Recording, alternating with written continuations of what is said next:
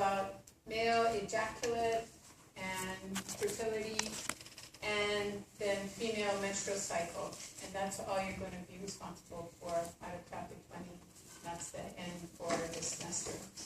So for the male, you've got this ejaculate that's coming out. You're going to have activators of the sperm. The sperm can swim in circles, but they're not anywhere ready to find the oocyte to get up through the uterine cavity, out into the uterine tubes. They can't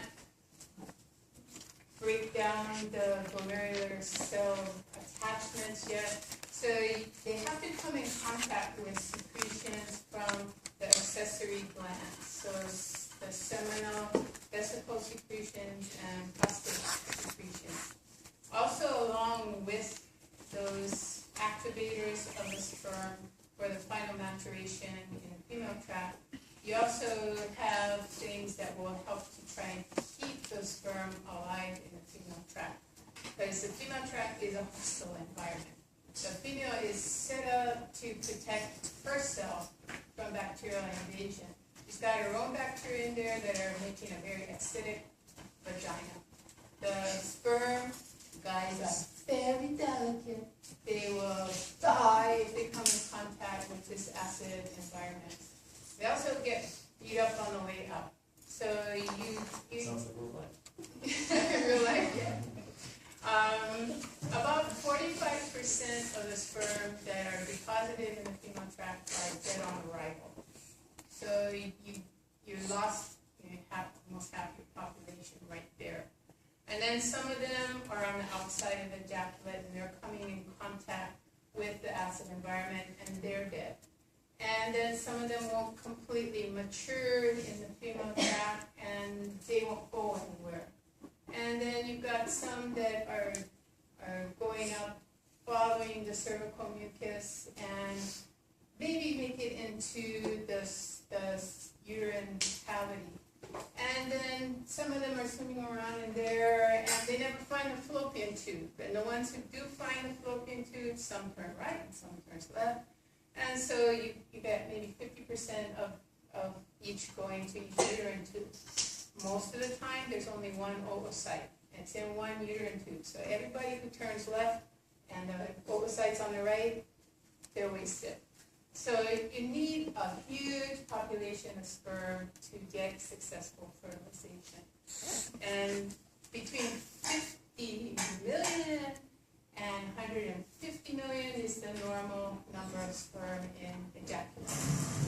If you are below 20 million per ml in ejaculate, you are considered infertile. You're considered to be sterile.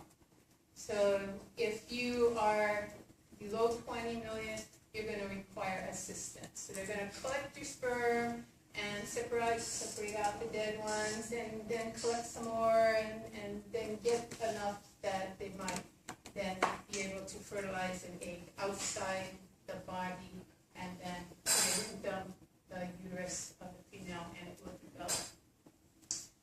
The pH of all the ejaculates is coming out somewhere between 7.2 and 7.7. So it's either quite basic compared to the bloodstream, or it's a little on the acidic side compared to the bloodstream. But it's still way more basic than the vagina.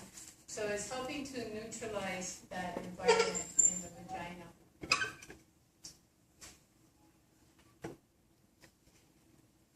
The seminal vesicle is producing 60% of all the ejaculate.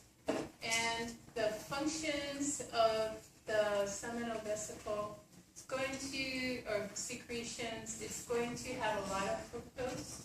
So that's energy for the sperm that are being deposited outside the body. It is going to be viscous, and so it's kind of sticky, so it adheres, doesn't just right out of the vagina. The spermatozoa, once they come in contact with the seminal vesicle secretion, then they begin to undergo what's called capacitation. where that little acrosomal cap at their head is then exposed so the enzymes can help with breaking down the corona radiata. And also the final development of the ability to swim in a straight line. That occurs when it comes in contact with the secretions. The secretion from the semina vesicles helping to counteract the acid in the female tract, so it's on the alkaline side. So mentioned fructose, that's for energy, and then prostaglandins. The prostaglandins actually more come from the seminal vesicle, but if you look at the term prostaglandin, it has this root prostate in there. So they actually thought that the prostate was producing the prostaglandins, so they named that gland the prostate gland. But it turns out that they do produce it, but actually seminal vesicles produce more of it. What's the purpose of prostaglandins? They cause smooth muscle contraction in the female tract, and that smooth muscle contraction helps to kind of suck the sperm up into the uterine cavity. So it aids in the sperm finding their way into the uterine cavity. There are amino acids, got some vitamins, ascorbic and citric acid, a lot of other simple sugars for energy, and then a very important protein called seminogelin. You look at this part of the word gel. That's what it's doing. It's causing the sperm to undergo a coagulation reaction. This is going to buy them the time necessary to complete their maturation. If they attempted to move through the female tract without this capacitation happening, without them learning how to swim straight, then they're not going to be able to find the oocyte, and then the ones that eventually do won't have the enzymes available to penetrate the corona radiata, so no fertilization is going to happen. So seminogelin will cause this clotting to occur about 5 minutes after deposition in the female tract. I'm going to skip the bulbourethral glands and come back to them. I just tasted wrong and didn't notice it.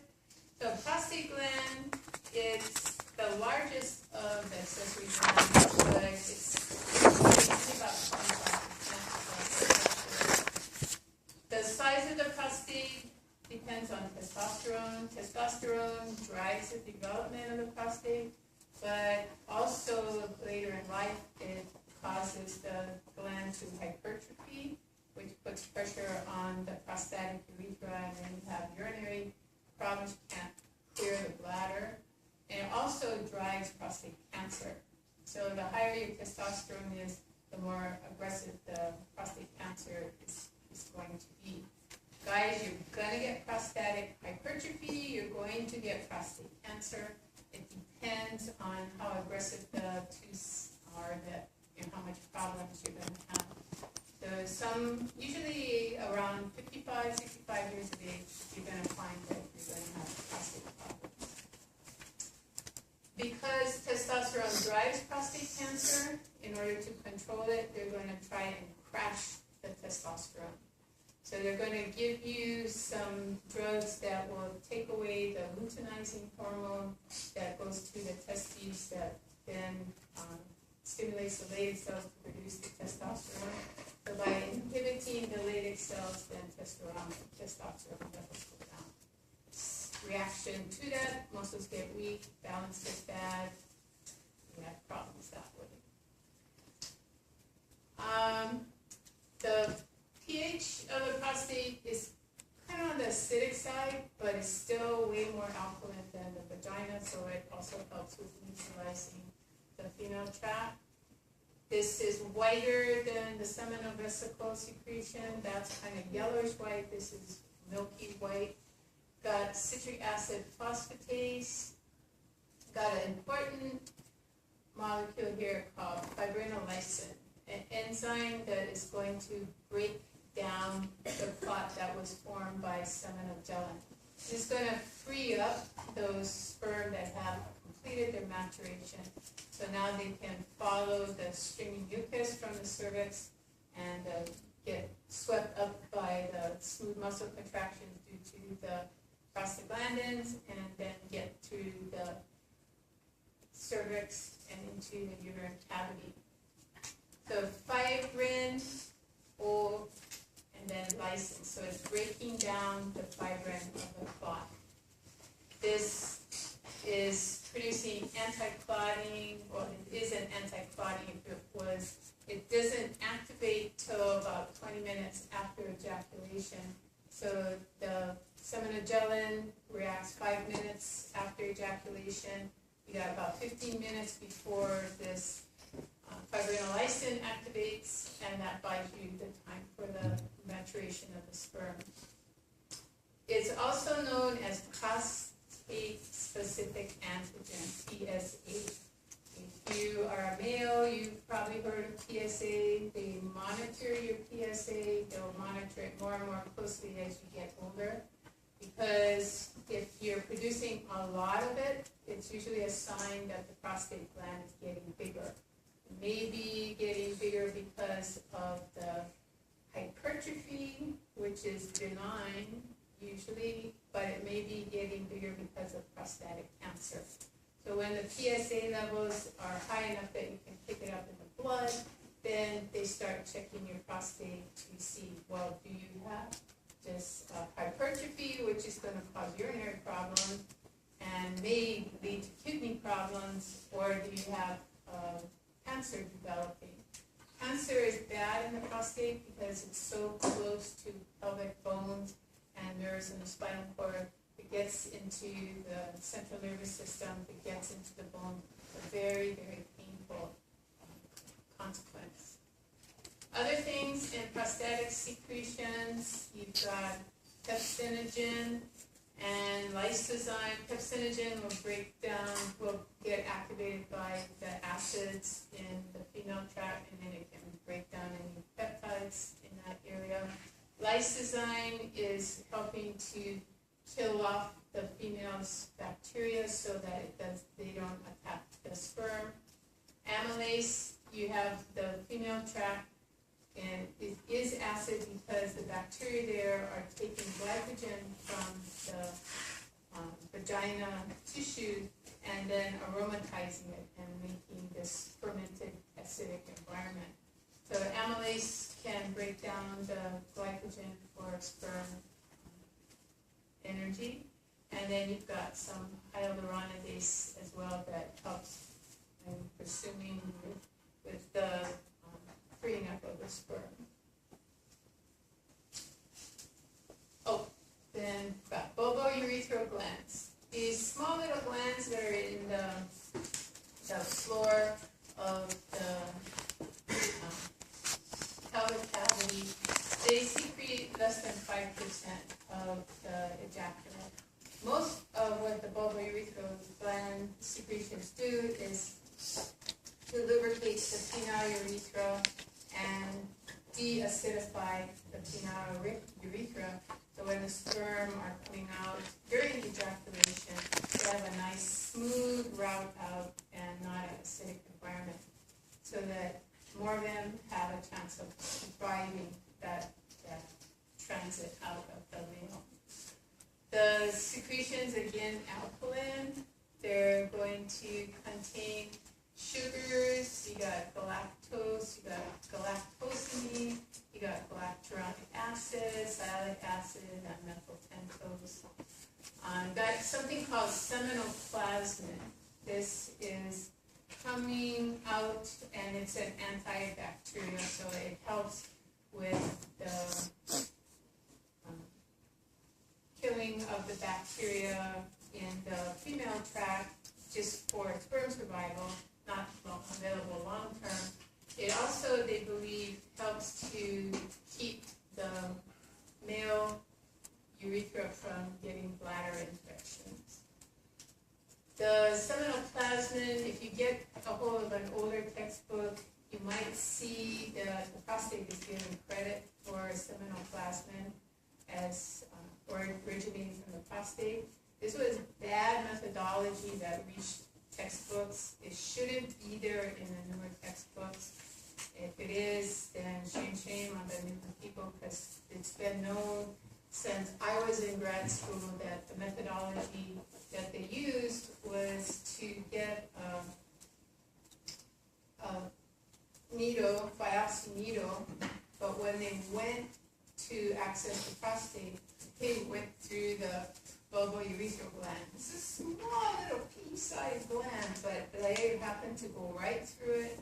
And so when they pulled out the biopsy from the prostate, they already had the bulbourethral tissue there. So when they analyzed the tissue for what the secretions were, they got seminal plasmin and credited to the prostate.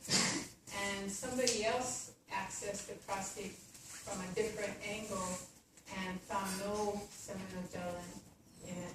And then they accessed the bulbourethral gland and found that's where the seminal plasmin is in it. So if you're going to be doing research, you gotta be careful. You gotta vary your angles of access to your glands, because you never know what you're going to run into on the way. Okay, so the menstrual cycle. Guys, you gotta know this, because if you're going to have associations with females, you better understand this process so you can understand why the females are acting as they are. There are major hormonal changes during the menstrual cycle, and as you get close to ovulation, some of these hormonal surges cause some changes up here, and it makes it a little testy. If you push the button at the wrong time, it's like, and then 4 days later, it's like, the person is bad.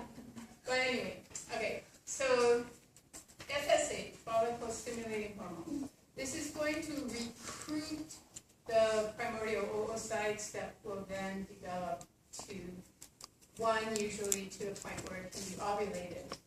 So follicle stimulating hormone will recruit maybe 3 to 4 of these primordial cells in the ovary. And usually you're cycling from one ovary to the other during the various months. FSH, higher than LH, recruits the follicles. As the follicles begin to develop, they're developing because luteinizing hormone is getting more and more elevated. Luteinizing hormone acts on the theca internal cells.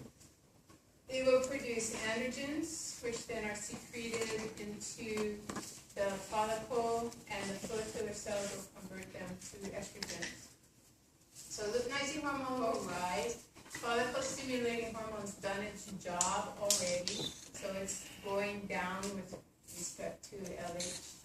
Right before ovulation, LH surges. This huge LH surge is then going to take whichever follicle is the most advanced, and those follicular cells upregulate LH receptors. When LH is in super high concentration, then that follicle produces so much estrogen that there will be negative feedback to the anterior pituitary, and LH will crash. So any of the follicles that don't have their own luteinizing hormone receptors, they have no more estrogen coming to them. They will shrivel up and not be developing any further.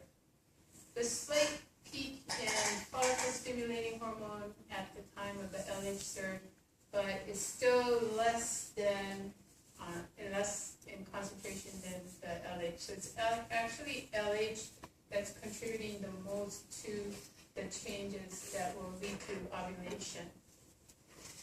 After ovulation, LH goes down, FSH goes down. You got about 10 days for fertilization to occur.